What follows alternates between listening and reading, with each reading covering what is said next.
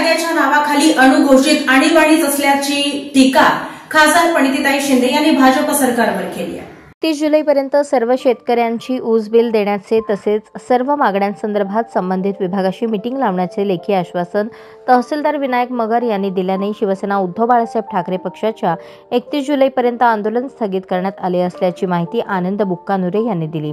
तहसीलदार अक्कलकोट यांच्या अध्यक्षतेखाली ऊस बिल थकबाकीविषयीची नवीन तहसील कार्यालय अक्कलकोट येथे बैठकीचे आयोजन करण्यात आले होते. सदर बैठकीस ऊस उत्पादक शेतकरी व जय हिंद कारखाना यांचे प्रतिनिधी दत्तात्रय तोरणे, गोकुळ कारखान्याचे प्रतिनिधी अनिल कस्तुरे उपस्थित होते.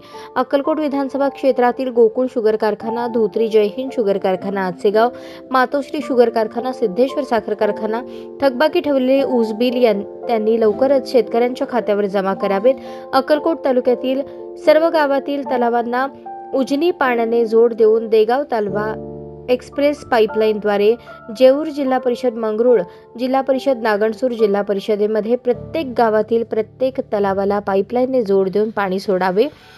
एकरूप उपसा सिंचन योजनेद्वारे अक्कलकोट, मैंदर्गी, दुधनी नगर परिषद तसेच सलगर, चपळगाव, वागदरी जिल्हा परिषदेमधील सर्व गावांना जोड देऊन सर्व गावातील तलाव भरण्यात यावा. अक्कलकोट तालुक्यातील सोलर कंपन्यांनी करोडो झाडांची कत्तल केली, त्या संबंधित अधिकाऱ्यासहित कंपन्यांवर गुन्हे दाखल करावेत.